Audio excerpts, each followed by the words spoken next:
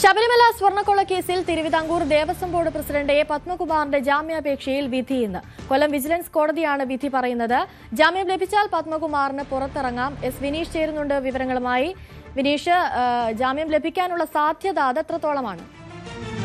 തീർച്ചയായും ശ്രീ, അറസ്റ്റ് ചെയ്ത് 90 ദിവസം പിന്നിട്ടതിനാലാണ് സ്വാഭാവിക ജാമ്യത്തിന് അർഹനാണെന്നും അത് അനുവദിക്കണമെന്നുമായിരുന്നു ഈ പത്മകുമാറിന്റെ അഭിഭാഷകൻ കോടതിയിൽ കഴിഞ്ഞ ദിവസം വാദിച്ചത്.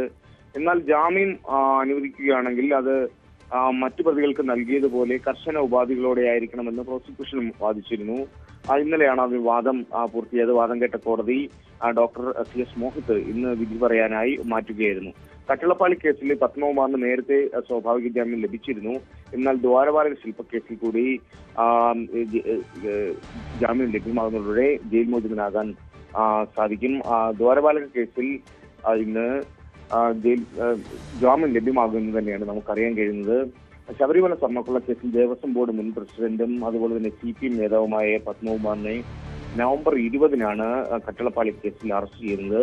തുടർന്ന് ഡിസംബർ 4-നാണ് ദ്വാരപാലക ശില്പക്കേസിൽ കൂടി പ്രതി ചേർത്ത് SIT അറസ്റ്റ് രേഖപ്പെടുത്തുന്നതും. അങ്ങനെ ഇപ്പോൾ 90 ദിവസം പിന്നിടുന്നതോടുകൂടി SIT കുറ്റപത്രം സമർപ്പിക്കാത്ത സാഹചര്യവുമുണ്ട്. അതുകൊണ്ടാണ് ജാമ്യം ലഭിച്ച് പുറത്തിറങ്ങാനുള്ള ഒരു സാധ്യത നിലനിൽക്കുന്നത്. നിലവിൽ 7 പ്രതികളാണ് ജാമ്യം ലഭിച്ച് പുറത്തിറങ്ങിയത്. ഇതിൽ മുഖ്യപ്രതി ഉണ്ണികൃഷ്ണൻ പോറ്റി അടക്കം 5 പേർക്ക് സ്വാഭാവിക ജാമ്യമായിരുന്നു ലഭിച്ചത്. 2 പേർക്ക് തെളിവുകളുടെ അഭാവത്താലാണ് ജാമ്യം കിട്ടിയത്. ഈ കേസിൽ ഇപ്പോഴും റിമാൻഡിൽ കഴിയുന്ന മറ്റൊരു പ്രതിയുണ്ടായിരുന്നു. പങ്കജ് ഭണ്ഡാരി എന്നാണ് പേര്.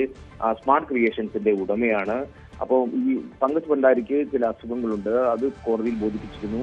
മുൻപും ഈ ചെന്നൈയിൽ ചികിത്സ നടന്നിരുന്നു. ഇപ്പോഴും ചെന്നൈയിലേക്ക് ചികിത്സ മാറ്റണമെന്നാവശ്യപ്പെട്ടുകൊണ്ട് ഒരു ഹർജി സമർപ്പിച്ചിട്ടുണ്ട്. അത് കോടതി പരിഗണിക്കുന്നുണ്ട്. 5-ാം തീയതി, അതായത് നാളെയാകും അത് കൂടുതൽ അതിന്മേലുള്ള വാദമൊക്കെ ഉണ്ടാവുക. കാരണം പ്രോസിക്യൂഷൻ ഇതുമായി ബന്ധപ്പെട്ട് മെഡിക്കൽ രേഖകൾ ഹാജരാക്കാനായിട്ട് അല്പം സാവകാശം കോടതിയിൽ ആവശ്യപ്പെട്ടിരുന്നു. അപ്പോൾ അതുകൊണ്ടാണ് നാളത്തേക്ക് അതിന്റെ ആ കേസ് കൂടി പരിഗണിക്കാൻ, അതായത് ഈ ആശുപത്രിയിലേക്ക് മാറ്റുന്നതുമായി ബന്ധപ്പെട്ടുള്ള ഹർജി പരിഗണിക്കാനായി മാറ്റിയിരിക്കുന്നത്. അതും ഉണ്ട്. നിലവിൽ പത്മകുമാറിന്റെ ജാമ്യാപേക്ഷയാണ് ഇന്ന് വരുന്നത്. പത്മകുമാറിന് ഇന്ന് ജാമ്യം ലഭ്യമാവുകയാണെങ്കിൽ പുറത്തിറങ്ങാനുള്ള എല്ലാ സാധ്യതയുമുണ്ട്. അനുശ്രീ. ശരി, എസ് വിനീഷാണ് കൂടുതൽ വിവരങ്ങൾ നൽകിയത്.